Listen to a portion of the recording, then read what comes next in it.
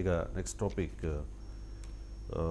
PSC chairman public accounts committee chairman పదవి ప్రతిపక్ష నేత సూచించిన వారికి ముఖ్యంగా ప్రతిపక్ష నాయకులకి ఇస్తూ ఉంటారు. అదొక సాంప్రదాయంగా ఉంది సార్.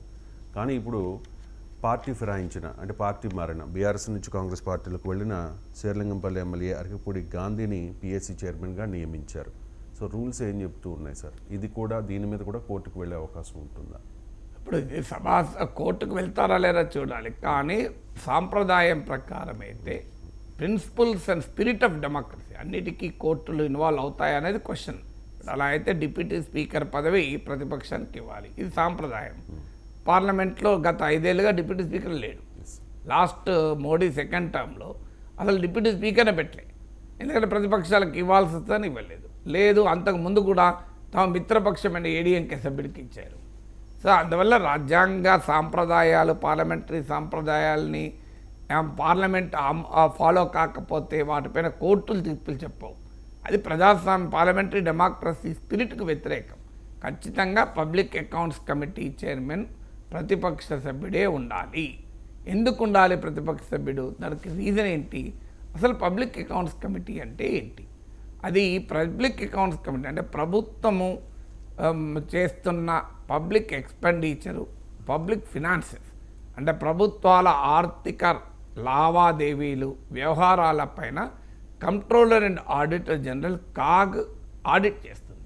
దాంట్లో వివిధ రకాల ఆడిట్ ఇంక్లూడింగ్ ఇటీవల కాలంలో పర్ఫార్మెన్స్ ఆడిట్ కూడా చేస్తుంది. అంటే ఒక పథకం గురించి కానీ ఒక ప్రాజెక్ట్ గురించి కానీ ఇలా చాలా వివరంగా ఒక రాష్ట్ర ఆర్థిక స్థితిగతుల గురించి కానీ వీటన్నిటిపైన కాగ్ ఆడిట్ చేస్తుంది.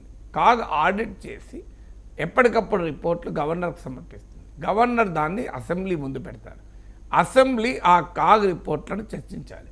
కానీ అసెంబ్లీ మొత్తము కాగ్లో ఉన్న రిపోర్ట్లో ఉన్న 100 పేజీలను చర్చించడం సాధ్యం కాదు కనుక దానికి పబ్లిక్ అకౌంట్స్ కమిటీ పెడతారు. సో పబ్లిక్ అకౌంట్స్ కమిటీ ఏంటి? ముందు కాగ్ నివేదికల్లో ఉన్న పారాగ్రాఫ్ను మరింత లోతుగా విచారణ జరిపి పబ్లిక్ అకౌంట్స్ కమిటీ అసెంబ్లీకి తన నివేదిక ఇస్తుంది. అంటే ఏంటి? ఇది ఒక రకంగా ప్రభుత్వం పైన ఒక అడ్వర్సోరియల్ కమిటీ, అంటే క్రిటికల్ అడ్వర్సోరియల్ కమిటీ. ప్రభుత్వాన్ని సమర్థించి ప్రభుత్వం ఏమి చేసినా జైగొట్టడానికి ఉన్న కమిటీ కాదు ఇది. ఈ కమిటీ యొక్క ఉద్దేశమే ప్రభుత్వం చేస్తున్న ఆర్థిక లావాదేవీలపైన చాలా విమర్శనాత్మకంగా తన నివేదిక ఇవ్వటానికి ఈ కమిటీ ఏర్పాటు చేశారు. మరి అలాంటప్పుడు అధికార పార్టీకి సంబంధం ఉన్న వ్యక్తో, అనుబంధంగా ఉన్న వ్యక్తో, అధికార పార్టీకి చెందిన వ్యక్తి ఉంటే దాని spirit of the public accounts కమిటీకి ఇది విరుద్ధం. సో అరకపూడి గాంధీ సామర్థ్యం గురించి ఇక్కడ ప్రశ్న కాదు. ఆయన ఏమో సమర్థుడు కాదని అంటలేదు. ఆయన నాకు కూడా చాలా బాగా తెలుసు.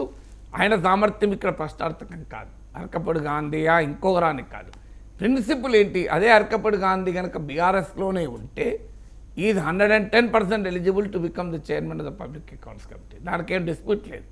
కానీ ఆయన ఆల్రెడీ బీఆర్ఎస్ నుంచి వెళ్ళి కాంగ్రెస్లో చేరిన నేపథ్యంలో చట్టబద్ధంగా శాసనసభ నియమ నిబంధనల ప్రకారం ఆయన ఇప్పటికీ బీఆర్ఎస్ మెంబరే, ఎందుకంటే అఫీషియల్గా బీఆర్ఎస్ మెంబరే. కానీ అందరికీ తెలిసిన కాంగ్రెస్లో చేరాడు. అలాంటప్పుడు అధికార పార్టీకి అనుబంధంగా ఉన్న సభ్యున్ని ఏ రకంగా పబ్లిక్ అకౌంట్స్ కమిటీ చైర్మన్గా వేస్తారు? అది స్పిరిట్ ఆఫ్ పార్లమెంటరీ డెమోక్రసీకి విరుద్ధం. ఇక దాన్ని కోర్టులు ఇన్వాల్వ్ అవుతాయా? ఐ డోంట్ థింక్ కోర్ట్స్ ఇందులో ఇన్వాల్వ్ అవుతాయా అనేది కోర్టుకు పోతే తెలుస్తుంది. అది కోర్టు ఏం చేస్తుంది అనేది. ఎందుకంటే ఇది లెజిస్లేటివ్ బిజినెస్కి సంబంధించిన వ్యవహారం. ఎందుకంటే శాసనసభ నిర్ణయం, శాసనసభ వ్యవహారాల ప్రతి దాంట్లో కోర్టులు జోక్యం చేసుకుంటాయా అంటే ఇప్పటి వరకు ఉన్న జ్యూరిస్ప్రుడెన్స్ ఏంటంటే సబ్స్టాన్షియల్ కేస్ ఆఫ్ ఇర్రెగ్యులారిటీ ఉంటే కోర్టులు జోక్యం చేసుకోవు. సబ్స్టాన్షియల్ కేస్ ఆఫ్ ఇల్లీగాలిటీ ఉంటే కోర్టులు జోక్యం చేసుకుంటాయి. చిన్న డౌట్ సార్, ఇక్కడ అఫీషియల్గా ఆయనే అయితే ఆయన కండువా మార్చుకున్నారు, కానీ టెక్నికల్గా ఆయన బీఆర్ఎస్ ఎమ్మెల్యేనే. అదే అంటున్నాను. టెక్నికల్గా బీఆర్ఎస్ ఎమ్మెల్యే కనుక ఆయనకి ఇచ్చామని స్పీకర్ వైపు నుంచి ప్రభుత్వం వైపు నుంచి ఆర్గ్యుమెంట్ ఉంటుంది. కానీ టెక్నికాలిటీస్ ఇష్యూ కాదు కదా. పొలిటికల్ ఇదే democracy functions on political basis, not on technical basis. ప్రజాస్వామ్యం సాంకేతికపరమైన అంశాలపైన పనిచేయదు. అదేమన్నా ఈ మైకు సాంకేతికపరమైన అంశాలపైన పనిచేస్తుంది. మైక్ డెమోక్రటిక్ లాగా పనిచేయదు, అది మెకానికల్, దాని టెక్నికల్గా పనిచేస్తుంది. కానీ democracy doesn't function and technicality, democracy functions and the spirit of politics కదా. సో ప్రజాస్వామిక స్ఫూర్తి ఏం చెప్తుంది మనందరికీ తెలుసు. ఆయన పార్టీ కండువా మార్చుకుంటే ఆటోమేటిక్గా voluntarily giving up the membership of the party అన్నట్లే. So voluntarily giving up of the membership of the party అంటే ఆయన ఎన్నికైన రాజకీయ పార్టీతో ఆయన లేడు ఇప్పుడు.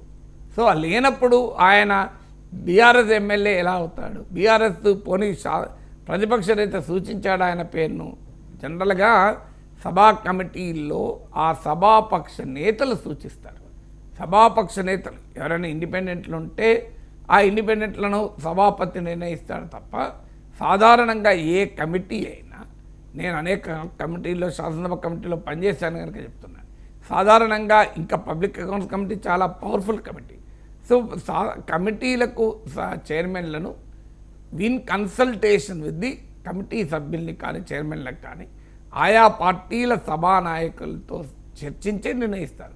ప్రతి పార్టీ ఇంకో మా పార్టీ నుంచి ఫలానా వారు ఇంకో ఈ కమిటీలో ఉంటారు అని చెప్తారు. అందువల్ల క్లియర్గా ప్రతిపక్ష నేత సూచించిన పేరు కాదు. అందువల్ల ఇది టెక్నికల్గా ఆయన ఏ పార్టీ ఆ డిస్క్వాలిఫికేషన్ పిటిషన్ ఇంకా ఫైనల్ కాలేదు కనుక ఆయన బీఆర్ఎస్ కావచ్చు. కానీ spirit of the parliamentary democracy ప్రకారం డెఫినెట్గా ఆయన ప్రతిపక్ష సభ్యుడు కాదు. అలాంటప్పుడు పబ్లిక్ అకౌంట్స్ కమిటీ చైర్మన్గా ఉండడం అనేది పార్లమెంటరీ స్ఫూర్తి కాదు.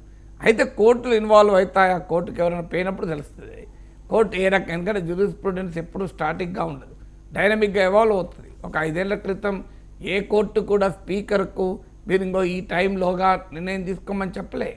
ఇప్పుడు ఏ కోర్టు కూడా గతంలో మీరు ఈ టైంలోగా నిర్ణయం తీసుకోండి, తీసుకోకపోతే మేమే సియోమోటోగా చేపడతామని కోర్టులు చెప్పలే కదా యాంటీ డిఫెక్షన్. ఎందుకంటే సిచ్యువేషన్ని బట్టి, ఎక్స్పీరియన్స్ని బట్టి జ్యూరిస్ప్రుడెన్స్ ఎవాల్వ్ అవుతూ ఉంటుంది. సో అందువల్ల ఇప్పుడు కోర్టుకు ఎవరైనా పోతే సభా సాంప్రదాయాల గురించి, సభా నియమ నిబంధనల గురించి సాధారణంగా కోర్టులు జోక్యం చేసుకోవు. Unless there is a substantial case of illegality. Substantial case of irregularity ఉంటే కోర్టులు జోక్యం చేసుకోవు. మరి దీన్ని ఇర్రెగ్యులారిటీగా కోర్టు భావిస్తుందా, ఇల్లీగాలిటీగా కోర్టు భావిస్తుందా అనేది చూడాలి. సాధారణంగా అయితే సభా వ్యవహారాల్లోకి కోర్టులు ఇన్వాల్వ్ కావు. సో అందువల్ల that we do not know how will court respond. ఎందుకంటే అది కోర్టులో సవాల్ అయినప్పుడు కోర్టు ఎలా రెస్పాండ్ అవుతుందో చెప్పలేము. ఆ కోర్టులు కూడా ఇప్పుడు ఒక కోర్టు ఒక రకంగా తీర్పు చెప్తే మరో కోర్టు ఎలా తీర్పు చెప్తుందో చెప్పలేము. ఇప్పుడు యాంటీ డిఫెక్షన్ లా పైన, బీఆర్ఎస్ ఎమ్మెల్యేల అనర్హత పిటిషన్ల పైన కోర్టు కూడా సింగిల్ జడ్జి బెంచ్ తీర్పు చెప్పింది. ఇప్పుడు డివిజన్ బెంచ్కి పోతామంటున్నారు. డివిజన్ బెంచ్ ఏం చెప్తుందో చూడాలి. డివిజన్ బెంచ్ తర్వాత సుప్రీంకోర్టుకి వెళ్తే మళ్ళీ సుప్రీంకోర్టు ఏం చెప్తుందో కూడా చూడాలి. Right sir. ఇక హైడ్రా విషయంలో